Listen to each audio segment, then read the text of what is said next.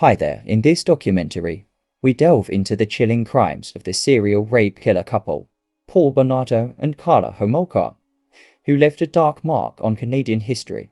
Together, they preyed on innocent victims, revealing a horrifying tale of crime and a tragedy that exposes the intertwining of love and betrayal.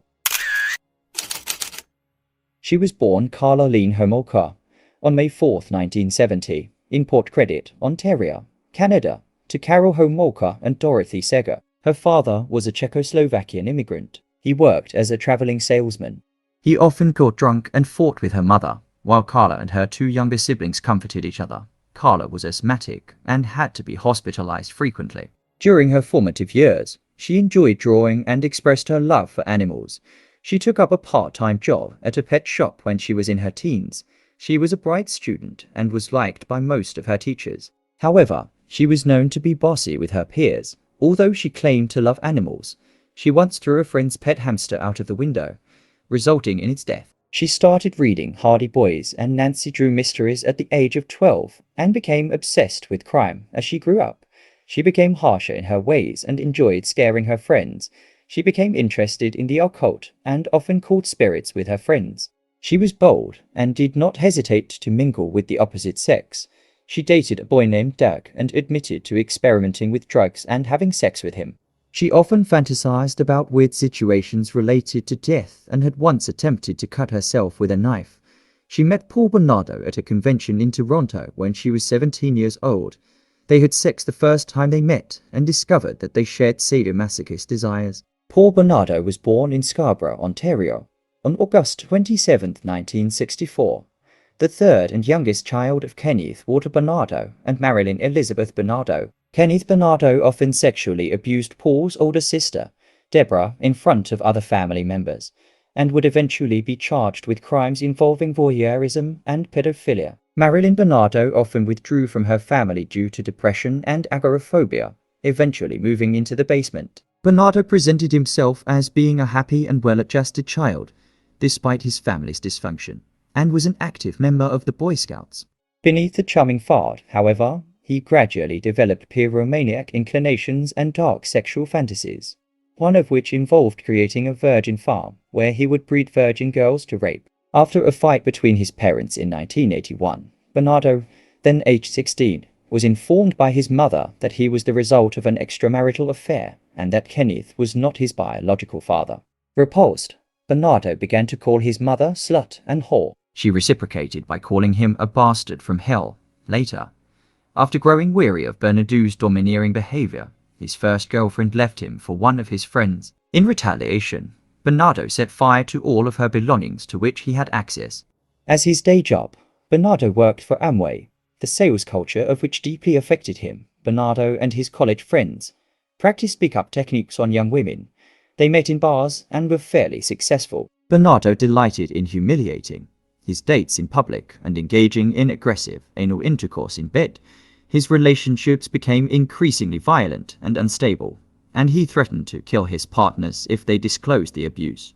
In 1986, Bernardo was served with restraining orders by two women after he made obscene phone calls. In October 1987, Bernardo met Carla Homolka while she was visiting Scarborough to attend a pet store conference. The two shared an immediate attraction, as Homolka encouraged Bernardo's sadistic sexual behavior. The first victim of this serial killer couple, Paul and Carla, was Carla's sister, Tammy Homolka. By 1990, Bernardo had lost his job as an accountant and was smuggling cigarettes across the nearby Canada-United States border. He spent long periods of time with Homolka's family, who liked him and were unaware of his criminal activities. Although he was engaged to Carla, he had become obsessed with her younger sister Tammy, peering into her window and entering her room to masturbate while she slept. Carla helped Bernardo by breaking the windows in her sister's room, allowing him access. According to Bernardo's testimony at trial, Carla laced spaghetti sauce with crushed Valium she had stolen from her employer at an animal clinic. She served it to her sister, who soon lost consciousness. Bernardo then raped Tammy while Carla watched. After 1 minute, Tammy regained consciousness. 6 months before their 1991 wedding, Carla stole the anesthetic agent halothane from the clinic. On December 23, 1990, Carla and Bernardo administered sleeping pills to 15-year-old Tammy in a rum and eggnog cocktail. When Tammy lost consciousness, Carla and Bernardo undressed her and Carla applied a halothane-soaked cloth to her sister's nose and mouth. Carla wanted to give Tammy's virginity to Bernardo for Christmas. According to her, Bernardo was disappointed that he was not Carla's first sex partner. With Tammy's parents sleeping upstairs, the couple videotaped themselves raping Tammy in the basement. Tammy began to vomit. They tried to revive her and called 911 after hiding evidence, dressing Tammy and moving her into her bedroom.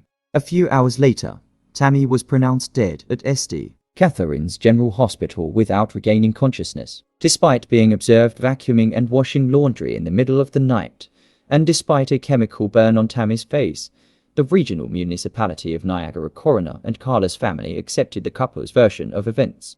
The official cause of Tammy's death was ruled accidental, the result of choking on vomit after consumption of alcohol. After Tammy's death, Bernardo and Carla videotaped themselves engaging in sexual intercourse, with Carla wearing Tammy's clothing and pretending to be her. They moved out of the Homolka house to a rented bungalow in Port Dalhousie to allow Carla's parents to grieve. Early in the morning on June 15, 1991, while detouring through Burlington to steal license plates, Bernardo came across 14-year-old Leslie Mahaffey. Mahaffey had been locked out of her house for missed curfew after attending a friend's wake. Bernardo left his car and approached Mahaffey, saying that he wanted to break into a neighbor's house. Unfazed, she asked if he had any cigarettes. When Bernardo led her to his car, he blindfolded her, forced her into the car, drove her to Port Dalhousie, and informed Homolka that they had a victim. Bernardo and Homolka videotaped themselves torturing and sexually abusing Mahaffey while they listened to pop music. At one point, Bernardo said, "You're doing a good job, Leslie, a damned good job," adding, "The next 2 hours are going to determine what I do to you. Right now, you're scoring perfect." On another segment of tape played at Bernardo's trial, the assault escalated. Mahaffey cried out in pain and begged Bernardo to stop. In the Crown description of the scene, he was sodomizing her while her hands were bound with twine. Mahaffey later told Bernardo that her blindfold seemed to be slipping, which signaled the possibility that she could identify her attackers if she lived. The following day, Bernardo claimed Homolka fed her a lethal dose of Halcion. Homolka claimed that Bernardo strangled her. They put Mahaffey's body in their basement the day before Homolka's family had dinner at the house. Following the dinner party, Bernardo and Homolka decided to dismember Mahaffey's body and encase each part of her remains in cement.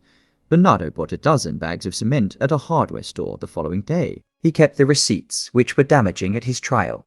After Bernardo cut apart the body using his grandfather's circular saw, the couple made a number of trips to dump the cement blocks in Lake Gibson, 18 kilometers south of Port Dalhousie. At least one of the blocks weighed 90 kilograms and was beyond their ability to sink. It lay near the shore, where it was found on June 29, 1991, coincidentally on Bernardo and Homolka's wedding day. Mahaffey's orthodontic appliance was instrumental in identifying her. Several days before Homolka's release from prison in July 2005, Bernardo was interviewed by police and his lawyer, Tony Bryant. According to Bryant, Bernardo stated that he had always intended to free the girls he and Homolka had kidnapped. However, when Mahaffey's blindfold fell off, Homolka was concerned that Mahaffey would identify Bernardo and report the couple to the police. Bernardo claimed that Homolka planned to murder Mahaffey by injecting an air bubble into her bloodstream, triggering an air embolism. During the after-school hours of April 16, 1992, Bernardo and Homolka drove through St. Catherine's to look for potential victims. Although students were still going home, the streets were generally empty. As they passed Holy Cross Secondary School, the couple spotted 15-year-old Chris and French walking home.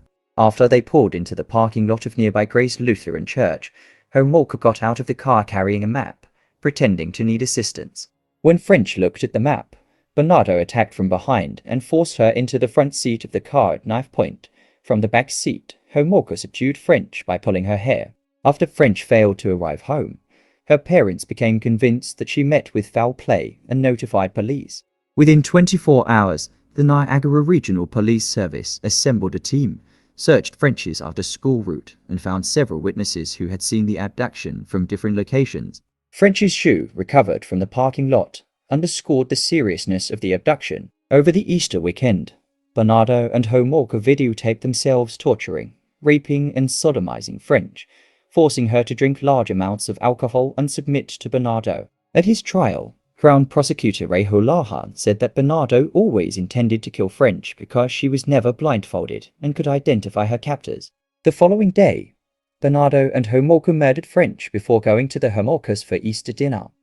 Homolka testified at her trial that Bernardo strangled French for 7 minutes while she watched. Bernardo claimed that Homolka beat French with a rubber mallet because she tried to escape, and French was strangled with a noose around her neck, which was secured to a hope chest. Homolka then went to fix her hair. French's nude body was found on April 30, 1992, in a ditch in Burlington, about 45 minutes from St. Catherine's and a short distance from the cemetery where Mahaffey is buried. She had been washed and her hair was cut off. Although it was thought that the hair was removed as a trophy, Homolka testified that it was cut to impede identification. 26 months after Bernardo submitted a DNA sample, Toronto police were informed that it matched that of the Scarborough rapist and immediately placed him under 24-hour surveillance. Metro Toronto's Sexual Assault Squad investigators interviewed Homolka on February 9, 1993. Despite hearing their suspicions about Bernardo, she focused on his abuse of her. Later that night, Homolka told her aunt and uncle that Bernardo was the Scarborough rapist, that she and Bernardo were involved in the rape and murder of Mahaffey and French, and that the rapes were recorded on videotape. The NRP subsequently reopened its investigation of Tammy Homolka's death. 2 days later, Homolka met with Niagara Falls lawyer George Walker, who sought legal immunity from Crown Prosecutor Holohan in exchange for her cooperation. She was also placed under 24-hour surveillance. The couple's name change was approved on February 13, 1993. The next day, Walker met with Crown Criminal Law Office Director Murray Siegel. After Walker told Siegel about the videotapes, Siegel advised him that, due to Homolka's involvement in the crimes, full immunity was not a possibility. On February 17th, detectives arrested Bernardo on several charges and obtained a search warrant. Because his link to the murders was weak, the warrant was limited. No evidence which was not expected and documented in the warrant could be removed from his property, and all videotapes found by police had to be viewed in the house. During a call from jail, Bernardo told his lawyer, Ken Murray, that the rape videos were hidden in a ceiling light fixture in the upstairs bathroom. Murray found the tapes and hid them from investigators. After Murray resigned as Bernardo's lawyer, his new attorney, John Rosen, turned the tapes over to police. On May 5th, Walker was informed that the government was offering Homolka a plea bargain of 12 years imprisonment, which she had 1 week to accept. If she declined, the government would charge her with 2 counts of first-degree murder, 1 count of second-degree murder, and other crimes. Walker accepted the offer, and Homolka later agreed to it. On May 14th, Homolka's plea bargain was finalized, and she began giving statements to police investigators. She told police that Bernardo boasted that he had raped as many as 30 women, twice as many as the police suspected.